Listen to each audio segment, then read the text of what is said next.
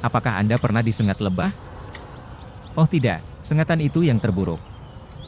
Sengatannya dapat membuat kita merasa nyeri dan panas hingga membengkak selama berhari-hari.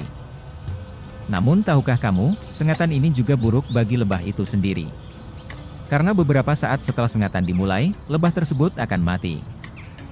Mekanisme pertahanan yang aneh bukan? Ini seperti teknik kamikaze yang dulu sering dilakukan pasukan Jepang saat Perang Dunia, mengorbankan diri untuk melindungi sesuatu yang besar. Karena seperti yang kita tahu, bahwa lebah hidup dalam koloni besar yang dipimpin seorang ratu. Mengapa lebah mati setelah dia menyengat? Mengapa koloni besar itu hanya dipimpin oleh satu ratu? Bagaimana cara mereka mengorganisir koloninya? Mari kita cari tahu jawabannya. Sebelum lanjut, kalian bisa support channel ini agar lebih berkembang dengan like, share, dan subscribe. Support kalian dapat memberi kami motivasi agar lebih rajin mengupload video-video baru ke depannya.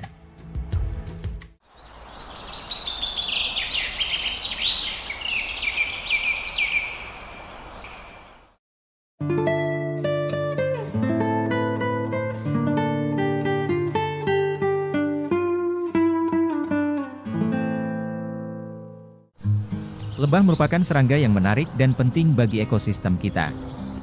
Bukan hanya menghasilkan madu yang lezat, tetapi mereka juga memainkan peran penting dalam proses penyerbukan tumbuhan.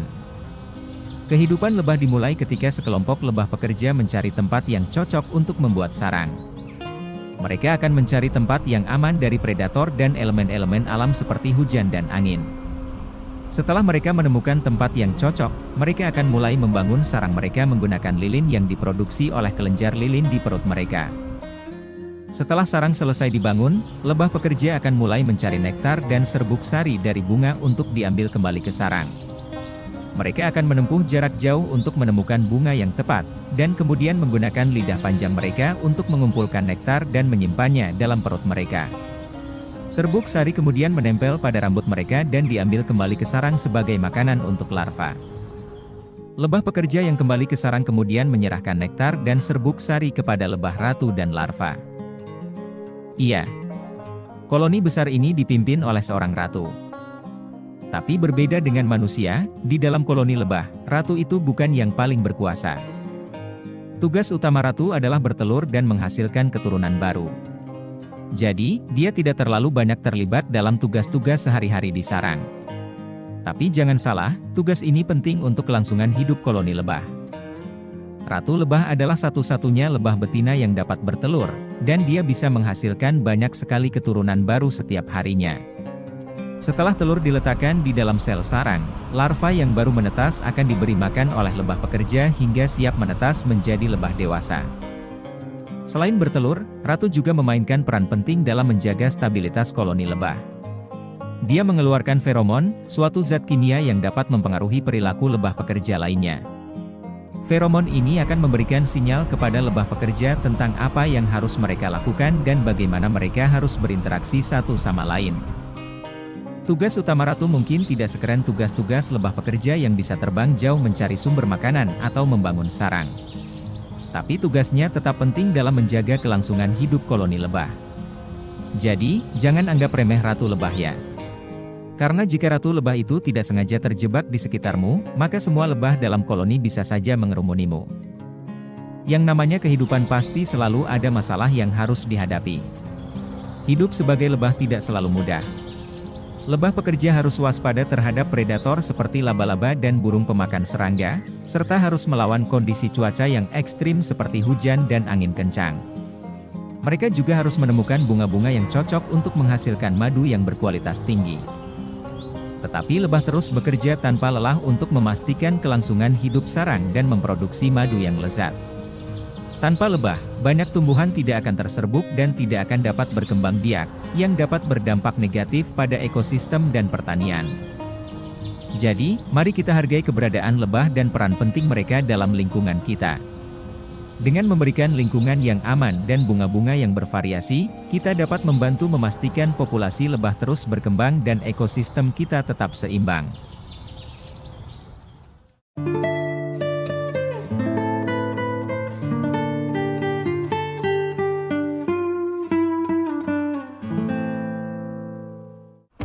Berbicara tentang mekanisme pertahanan, lebah memiliki sejenis alat pertahanan yang disebut dengan sengat.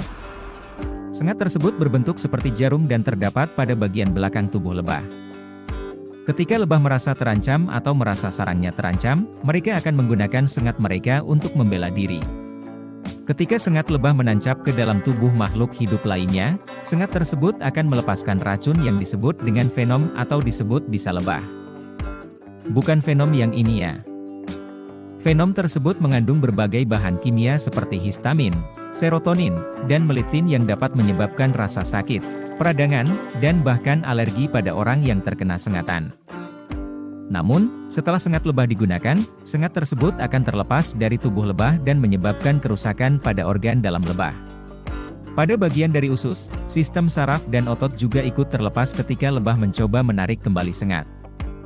Karena itu, sengatan yang digunakan oleh lebah merupakan bentuk pertahanan yang sangat berisiko dan berbahaya bagi diri mereka sendiri. Setelah sengat lebah terlepas, lebah akan mengalami kerusakan organ dalam yang signifikan dan biasanya akan mengakibatkan kematian dalam waktu beberapa jam sampai beberapa hari setelah menyengat. Oleh karena itu, lebah hanya akan menggunakan sengat mereka sebagai bentuk pertahanan terakhir ketika merasa sangat terancam, dan harus mengambil tindakan segera untuk melindungi diri mereka sendiri atau sarangnya. Jika dilihat dari banyaknya jumlah lebah dalam satu sarang, pernahkah kamu memikirkan bagaimana mereka mengorganisir koloni besar itu?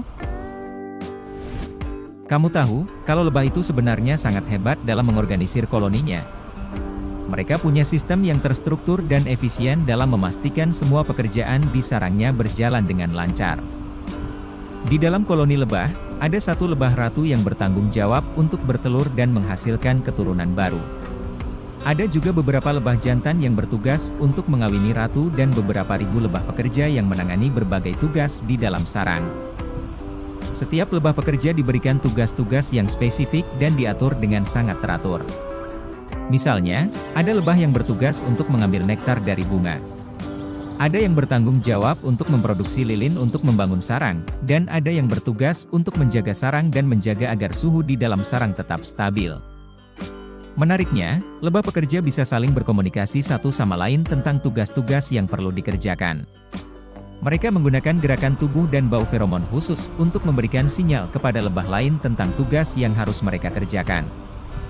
Lebah juga mengatur susunan sarang dengan sangat teratur dan efisien. Mereka membangun segala sesuatu dalam pola yang teratur dan sesuai dengan kebutuhan koloni. Misalnya, sel sarang tempat lebah ratu bertelur akan diletakkan di pusat sarang, sementara madu dan sarang lainnya akan ditempatkan di sekitar sel-sel tersebut.